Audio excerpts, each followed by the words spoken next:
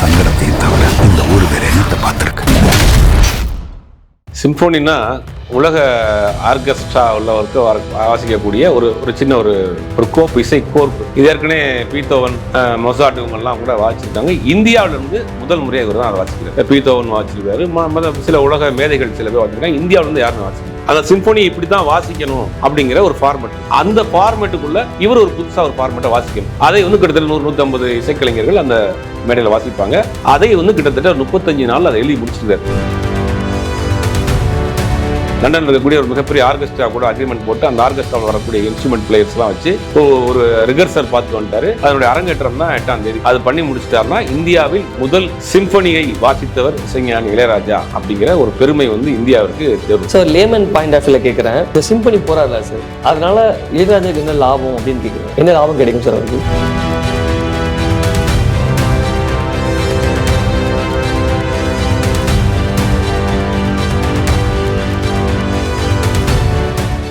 Again, Tamil has the highest viewership in India, USA, UK, Dubai, UAE, Saudi, Malaysia, Singapore, Norway, Sweden, Switzerland and Denmark. Join us and take your business to the world. ஆகாயம் தமிழ் நண்பர்களுக்கு அன்பு வணக்கம். நம்மோடு மூத்த பத்திரிகையாளர் திரு சுபைர் அவர்கள் இணைந்திருக்கிறார்கள். வணக்கம் sir. வணக்கம் சார். இளையராஜா லண்டன் போறாரு அப்படின்னு சொல்லி இப்போ பெரிய பேசுபொருளாக மாறிட்டு இருக்கு. அதுல வர ஒரு சிம்பனி ஒன்று பண்ண போறாரு அப்படின்னு சொல்றாங்க. அது ஒரு மிகப்பெரிய உலக சாதனை அப்படின்ற மாதிரி இங்க உள்ள மீடியாக்கள் காட்டுது. நம்ம முதல்வர் போறாரு, பெரிய பெரிய செலிபிரிட்டிகள் போறாங்க. அதை போய் பார்க்கும்போது அவங்க சொல்ற விஷயம் என்னன்னா, இவ்வளவு பெரிய சாதனை அவர் பண்றாரு அப்படின்ற மாதிரி சொல்றாங்க. அது என்ன சார் சிம்பனி? சிம்போனின்னா உலக ஆர்கெஸ்ட்ரா உள்ளவருக்கு வாசிக்கக்கூடிய ஒரு சின்ன ஒரு கோப்பு, இசை கோர்ப்பு. இது ஏற்கனவே பீத்தோவன், மொசாட் இவங்கெல்லாம் கூட வாசிச்சிருக்காங்க. இந்தியாவிலிருந்து முதல் முறையாக இவர் தான் அதை வாசிக்கிறார். கிட்டத்தட்ட 100-150 இசைக்கலைஞர்கள் சேர்ந்து அது ஒரு இசை கோர்வையாக அப்படி ஒரு வாசிப்பாங்க. இவர் எழுதி கொடுக்குற நோட்ஸை உலகத்தினுடைய தலை சிறந்த மியூசிஷியன்ஸ் எல்லாம் அந்த மேடையில் இருப்பாங்க. செல்லோ, பேஸ், இந்த மாதிரி என்னென்ன இன்ஸ்ட்ருமெண்ட் இருக்கோ 150 அதை அந்த சிம்போனிங்கிற ஒரு ஃபார்மெட் இருக்குது. அதில் அந்த ஒரு ஆர்கனைசேஷன் பண்ணுறது. சிம்போன் ரொம்ப சிம்பிளாக குழப்பிக்கிறே வேணாம். சிம்போனிங்கிற ஒரு ஃபார்மெட் இருக்குது. அது ஏற்கனவே மொசாட் வாசிச்சிருக்கிறாரு, பீத்தோவன் வாசிச்சிருக்காரு, சில உலக மேதைகள் சில பேர் வாசிச்சிருக்காங்க. இந்தியாவிலேருந்து யாருமே வாசிக்கல. அந்த சிம்போனி இப்படி தான் வாசிக்கணும் அப்படிங்கிற ஒரு ஃபார்மெட் இருக்குது. அந்த ஃபார்மெட்டுக்குள்ளே இவர் ஒரு புதுசாக ஒரு ஃபார்மெட்டை வாசிக்கணும். அதை கிட்டத்தட்ட 100-150 இசைக்கலைஞர்கள் அந்த மேடையில் வாசிப்பாங்க. அதை கிட்டத்தட்ட 35 நாள் அதை எழுதி முடிச்சிருக்காரு. இளையராஜா 35 நாளில் புதிய சிம்போனியை அந்த அந்த அந்த கிராஃப்டுக்குள்ளே ஒரு 35 நாளில் நோட்ஸாக எழுதி முடிச்சிட்டார். ஏற்கனவே நவம்பர் மாதம் போய் அதை ஒத்திகை பார்த்துட்டு வந்துட்டார். லண்டனில் இருக்கக்கூடிய ஒரு மிகப்பெரிய ஆர்கெஸ்ட்ரா கூட அக்ரிமெண்ட் போட்டு அந்த ஆர்கெஸ்ட்ராவில் வரக்கூடிய இன்ஸ்ட்ருமெண்ட் பிளேயர்ஸ்லாம் வச்சு ஒரு ரிகர்சல் பார்த்துட்டு வந்துட்டார். அதனுடைய அரங்கேற்றம் தான் 8ஆம் தேதி. அது பண்ணி முடிச்சிட்டாருன்னா இந்தியாவில் முதல் சிம்பனியை வாசித்தவர் இசைஞானி இளையராஜா அப்படிங்கிற ஒரு பெருமை இந்தியாவிற்கு தேரும். அதான் போகிறப்ப சொல்லிட்டு போனார், இந்தியாவுக்கு நான் பெருமையா, இந்தியா எனக்கு பெருமையாங்கிற மாதிரி ஒரு விஷயத்தை பேசிட்டு போயிருந்தார். உண்மையிலேயே அது பெரிய விஷயம். மற்ற இசையமைப்பாளர்கள் மற்றவர்கள் இந்தியாவிலிருந்து சாதனை முடிவதை காட்டிலும் இளையராஜா பண்ண சாதனைக்கும் 2 வித்தியாசம் இருக்குது. ஏன்னா இளையராஜாங்கிறவர் தமிழ்நாட்டில் கிட்டத்தட்ட ஒரு கடைக்கோடி கிராமத்தில் ஒரு பின்தங்கிய ஒரு கிராமத்தில் ஒரு எளிய குடும்பத்தில் இருந்து அன்னைக்கு சென்னை வர்றதே வாழ்க்கையில் ஒரு மிகப்பெரிய ஒரு சாதனை. சென்னையில் வேலை பார்க்குறதே அன்னைக்கு ஒரு மிகப்பெரிய சாதனை. அப்போ இளையராஜாவை பொறுத்த வரைக்கும் அந்த ஊரில் அவர் முறைப்படி இசையாக கற்றுக்கிற முடியாது. பாரதிராஜா சொல்வார், ஒரு பெரிய வீட்டில் துணி காய போடுவாங்கல்ல, அந்த கம்பியில் பூட்டு இருக்கு இல்லையா, அந்த பூட்டையும் சாவியும் வைத்து இசை வாசிப்பாங்க. அதுக்கு எந்த விதமான இதுவும் கிடையாது, கிராஃப்ட்டும் கிடையாது, அது எப்படி வாசிக்கணும்னு கிடையாது. ஆனால் அதை வச்சு மியூசிக் வாசிப்பாங்க இளையராஜா. பாரதிராஜா சொல்கிறார், ஒரு இன்டர்வியூ சொல்லியிருக்காரு, இந்த மாதிரி வாசிப்பார். அந்த அளவுக்கு பிறவியிலே ஒரு இசை ஞானம் உள்ள ஒரு நபர். சென்னைக்கு வர்றாரு, பட வாய்ப்புகள் தேடுறாரு. அவங்க அண்ணன் பால வரதராஜன் எல்லாருக்கும் தெரியும். அவர் ஒரு கம்யூனிஸ்ட பாடகர். அவன் அந்த ஏரியாவில் இருக்கக்கூடிய கம்யூனிஸ்ட் நிகழ்ச்சிகளில் கூட்டம் சேருவதுக்கு முன்னாடி பாடுவாங்க இல்லையா, அந்த மாதிரி கம்யூனிஸ்ட் பாடல் பாடுறாங்க. அந்த ட்ரூப்பில் இளையராஜா, ஆர்டி பாஸ்கர், கங்கை அமரன் இவங்கெல்லாம் பாடுறாங்க. பக்கத்தில் அண்டை மாநிலமாக இருக்கக்கூடிய கேரளாவில் இருக்கக்கூடிய கம்யூனிஸ்டுகளுக்கு பிரச்சாரத்துக்கு போகிறாங்க. அந்த தேயிலை தோட்டத்தில் விடிய விடிய கச்சேரி நடக்குது, பாடுறாங்க. பெண் குரலில் இளையராஜா பாடுறாரு. ஒரு காலகட்டத்தில் தோழர் வரதராஜன் மறைந்துடுறாரு. மறைந்த பிறகு சினிமா ஒரு ஆசை, சென்னைக்கு வர்றாங்க. இசை முறைப்படி தெரியாது, ஒரு சில இசைக்கருவிகள் மட்டும் வாசிக்க தெரியும். சினிமாங்கிற ஒரு மிகப்பெரிய ஒரு கோட்டை. அப்போ சினிமா இசையமைப்பாளர்லாம் அங்கு வஸ்திரம், வெத்தலை பெட்டி, இசையமைப்பாளருக்குன்னா ஒரு ஒரு ஒரு ஒரு ஃபார்மெட் இருக்கு இல்லையா, அந்த லுக்கில் இருப்பாங்க. முறைப்படி இசை கற்றுக்கிட்டு லெசன் கற்றுக்கிட்டு அவங்க தான் இசையமைப்பாளராக இருக்க முடியும். அப்படி உள்ள ஒரு காலகட்டத்தில் ஒரு 4 பேரோட கனவுகளும் நம்பிக்கையும் மனசில் இருக்கக்கூடிய இசையை மட்டும் நம்பி வர்றாரு. சென்னைக்கு வர்றாரு, வந்து இங்கே அவரை தன்னைத்தானே செதுக்கிக்கிறார். அதுதான் முக்கியமான விஷயம். முறைப்படி போய் தன்ராஜ் மாஸ்டர்கிட்ட அவருக்கு கீபோர்டு இது வெசன் கற்றுக்கிட்டாலும் கூட குறுகிய காலத்திலே கற்றுக்கிட்டார். எல்லாத்தையும் ரொம்ப ஷார்ட் டைமில் கற்றுக்கிட்டார். சில இன்ஸ்ட்ருமெண்ட்ஸ் அவரே வாசிச்சு கற்றுக்கிட்டார். அப்புறம் ஜி.கே. வெங்கடேஷன் ஒரு கன்னட இசையமைப்பாளர், அவரோட உதவியாளராக இருக்கிறார். அப்புறம் அன்னைக்கிளி படம் வாய்ப்பு கிடைச்சது. அதுக்கப்புறம் எங்கேயோ போயிட்டார். ஒவ்வொரு காலகட்டத்திலையும் தன்னைத்தன்னையே உருவாக்கிக்கிட்டார். இந்த சிம்போனிலாம் யார்ட்டையும் அவர் போய் கற்றுக்கல, அவரே உருவாக்குனது தான். 35 நாள் வேறு எந்த வேலையும் செய்யாமல் முழுவதுமாக ஒரு கால் எந்திரிக்க சாப்பிட உட்கார்ந்த எழுத இசையை வந்து எழுத்து வடிவத்தில் கொண்டு வந்து அதை கொடுத்து ஒருத்தர் வாசிக்க வைக்கிறோம்ல, அதெல்லாம் வந்து ஒரு மிகப்பெரிய ஒரு விஷயம். அதை வந்து இளையராஜா ரொம்ப சர்வ சாதாரணமாக செய்கிறாரு.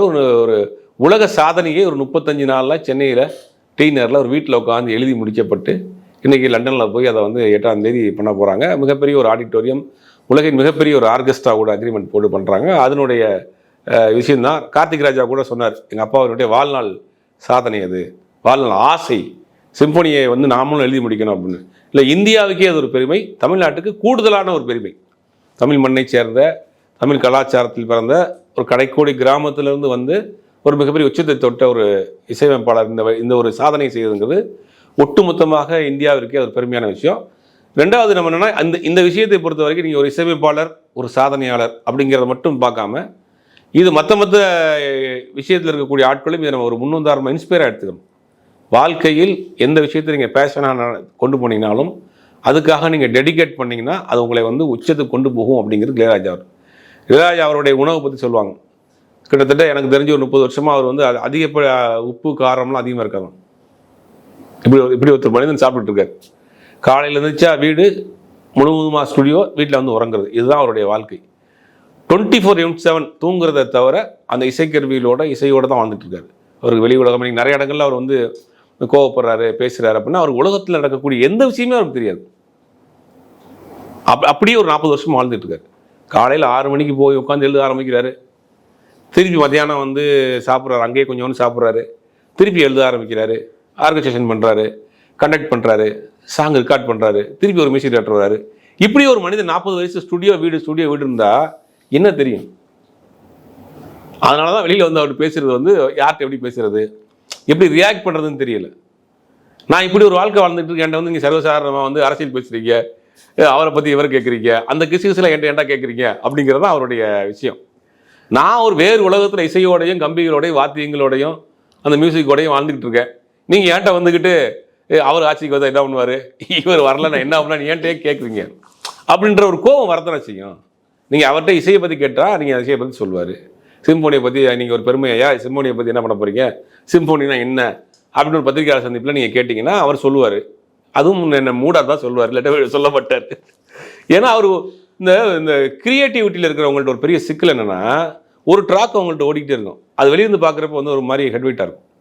உதாரணத்துக்கு நம்மளே எடுத்துங்களேன், இப்போ நம்ம ஒரு இன்டர்வியூ பண்ண போகிறோம், ஒரு விஷயத்தை நம்ம பார்க்குறோம்னா நம்ம ஒரு சில விஷயத்தை எழுதி நோட்டீஸ் பண்ணிடுவோம். பண்ணிவிட்டு வண்டியில் வரப்போ அதை பற்றி யோசிச்சே இருப்போம். என்னென்னா அந்த அங்கே நடந்த விஷயங்கள், இங்கே நடந்த விஷயங்கள்லாம் கலெக்ட் பண்ணி பேசலாம். அந்த நேரத்தில் யாராவது அவங்க பேசலாம் வச்சுங்க, நல்லா இருக்குன்னு போயிட்டே இருப்போம். ஏன்னா அவன் பார்க்காம கூட போகிறான் அப்படின்ற மாதிரி தோணும். அதே மாதிரி தான் ஒரு கிரியேட்டிவிட்டி ஃபீல்டில் இருக்கக்கூடிய எல்லாருக்குமே இந்த ஒரு சிக்கல் இருக்குது. அதனால தான் அவங்க பர்சனல் லைஃப் பெருசாக பாதிக்கப்பட்டிருக்கும். அதை பாலபிதர் சொல்லுவார், கிரியேட்டிவிட்டி வந்து அவனே கிழிச்சு கொதறிடும் அப்படிம்பார் அதை பாலுமகேந்திரா. அது மாதிரியான விஷயங்கள் அவர் வேறு ஒரு உலகத்தில் அந்த இசை, அந்த நோட்ஸு அந்த இதுலேயே இருக்கிறதுனால என்னென்னா அவர்கிட்ட போய் தேவையில்லாத கேள்விகள், தேவையில்லாத விஷயங்கள்லாம் கேட்குறப்ப கோவப்படுறாரு. அதை வந்து நம்ம வீட்டில் எப்படி ஒரு பெரியவங்க இருக்கிறாங்க அந்த மாதிரி நம்ம எடுத்துக்கிற வேண்டாம். அப்படி தான் அவர் கொண்டு போனோம். ஏன்னா தமிழ்நாட்டினுடைய ஒரு பெருமை, தமிழ்நாட்டினுடைய ஒரு அடையாளம். இன்றைக்கும் வந்து 3ஆம் தலைமுறையை சேர்ந்தவர்களும் இளையராஜாவின் பாடலை கொண்டாடிக்கிட்டு இருக்காங்கங்கிறதுலாம் மிகப்பெரிய அதிசயம். 40 வருஷத்துக்கு முன்னாடி போட்ட பாட்டை இன்னைக்கு காலேஜில் போட்டு வைப் பண்ணுறாங்க. அது யாருக்கு அந்த இது கிடைக்கும்? அப்போ அந்த பாட்டுக்குள்ள ஒரு சோல் இருக்க போய் தானே இன்னைக்கு அந்த பாட்டும் உயிரோட இருக்கு. ஸோ லேமன் பாயிண்ட் ஆஃப் வியூவில் கேட்குறேன், இந்த சிம்பனி போறாருல சார், அதனால இளையராஜாவுக்கு என்ன லாபம் அப்படின்னு கேட்குறேன். என்ன லாபம் கிடைக்கும் சார் அவருக்கு? இல்லை, பண ரீதியாக லாபம் அப்படிங்கிறதா ரெண்டாவது ஒரு பெருமை தான். கௌரவம் மட்டும் கௌரவம் மிகப்பெரிய உலக அளவில் ஒரு இந்தியாவுக்கே ஒரு கௌரவம். ரெண்டாவது அவருடைய அந்த அந்த சிம்பொனியினுடைய இது ஆர்கெஸ்ட்ரா வாசிக்கிறதுக்கு பல நாடுகள் அழைப்பு வரும். அதெல்லாம் கூட பின்காலத்தில் நடக்கும். காசு பணத்தை அவர் சம்பாரிச்சிட்டார், அதெல்லாம் தேவையில்லை. அதை தாண்டி இன்னைக்கு உலக அளவில் இந்தியாவினுடைய அங்கீகாரத்தை கொண்டு போய் வச்சிருக்கிறாருங்கிறது மிகப்பெரிய விஷயம். அது அந்த அங்கீகாரம் எத்தனை பேர் கிடைக்கும்? பணம் கோடி கோடியாக வச்சிருப்பான், அவனை யாருக்காவது தெரியுமா? இன்னைக்கு இளையராஜாங்கிற வேட்டி செட்டியே அவருக்கு தமிழனை இன்னைக்கு உலகம் இன்னைக்கு வந்து கொண்டாடிக்கிட்டு இருக்கு. இவருடைய கையசைவுக்கு 150 இசைக்கலைஞர் இன்னைக்கு வாசிக்கிறான், வேறு நாட்டை சேர்ந்தவன். இவர் கையை தூக்குனா வாசிக்கிற கை இறக்கட்ட நிப்பாட்டணும். உலகத்தினுடைய மிகப்பெரிய ஒரு ஆடிட்டோரியத்தில் இன்னைக்கு நடக்குது. அப்படிங்கும்போது இதெல்லாம் ஒரு பெருமை இல்லையா? இதெல்லாம் ஒரு சாதனை இல்லையா? ரொம்ப நாள் அவரும் இதை ட்ரை பண்ணியிருக்காரு. இப்போ இடைப்பட்ட காலத்தில் 35 நாள் எழுதி முடிச்சு இப்போ அதை அரங்கேற்றம் பண்ணுறாரு. ஓகே சார், இந்த சிம்பொனி வந்து வெளியீடு பண்ணுவாங்களா? இல்லை, அதுக்குண்டான வேலையெல்லாம் பண்ணுவாங்க. அது என்ன கம்பெனியில் அவங்க பேசியிருக்கிறாங்க அப்படிங்கிற விஷயங்கள் கண்டிப்பாக நடக்கும், கண்டிப்பாக ரிலீஸ் பண்ணுவாங்க. சார், இப்போ இளையராஜா வந்து ஒரு பத்திரிகையாளர் சந்திப்பில் பேசும்போது சில விஷயங்களை பேசுகிறாரு. நானே பெருமை தாண்டா அப்படின்ற மாதிரி அவர் சொல்லக்கூடிய விஷயங்களை வந்து ஒரு தரப்பு வந்து அது அவருடைய கர்வம் அப்படின்னு பார்க்குறாங்க. இன்னொரு தரப்பு வந்து இல்லை அவர் வந்து பேச்சு அப்படி தான்ப்பா பேசுகிறாரு, அதை ஏன்ப்பா பெரிய பிரச்சனையாக மாற்றுறீங்க அப்படின்னு சொல்கிறாங்க. ஆனால் வந்து இப்போ திரிக்கிறாங்களே சார், அதில் வந்து ஒரு பொலிட்டிக்கல் அஜெண்டா இருக்குது அப்படின்னு சொல்கிறாங்களே சார், அதுக்கான காரணம் இல்லை, இது ஏற்கனவே சொன்ன மாதிரி தான். அவர் ஒரு வேறு உலகத்தில் வாழ்ந்துட்டு இருக்கிறார். 40 வருஷமாக வேறு உலகத்தில் வாழ்ந்து, இன்னைக்கு இல்லை 40 வருஷம் வாழ்ந்துட்டு இருக்காரு. அவர் வெளி உலகத்தில் நடக்கக்கூடிய எந்த விஷயமுமே தெரியாது. ரெண்டாவது 40 வருஷமாக ஒரு மனிதனை புகழ்ந்துக்கிட்டே இருந்தால் என்ன ஆகும்? 40 வருஷமாக காலையில் ஒருத்தர் வருவார், மாலை போடுவார், காலில் விழுவார், சாமியும்பார், நீங்கள் படம் பண்ணுங்கம்பார். இந்த வார்த்தைகளையே கேட்டுக்கிட்டே ஒரு 40 வருஷம் தான் இருக்கும். அப்போ நம்ம இப்படி தான், நம்மளை இப்படி தான் கொண்டாடுறாங்க. அந்த மனநிலையில் இருந்தவரை அவர் திடீர்னு எதிர்த்து கேள்வி கேட்குறப்ப அவர் கோவம் வரத்தான் செய்யுது. அது அந்த மாதிரியான மைண்ட் செட் ஆயிடுச்சு அவருக்கு. அதை நம்ம என்ன செய்யணும், நாசுக்காக தவிர்த்துக்கிட்டு போகிறது தான் நல்லது. அவர்கிட்ட போய் நீங்கள் அடுத்த படத்தோட அப்டேட்லாம் கேட்கக்கூடாது. அவர்கிட்ட போய் அடுத்த படத்தோட அப்டேட் இருந்தா நீங்கள் அவர் என்ன பண்ணுறாரு, இவர் என்ன, இன்னொருத்தர் கம்பேர் பண்ணி அவர்கிட்ட பேசக்கூடாது.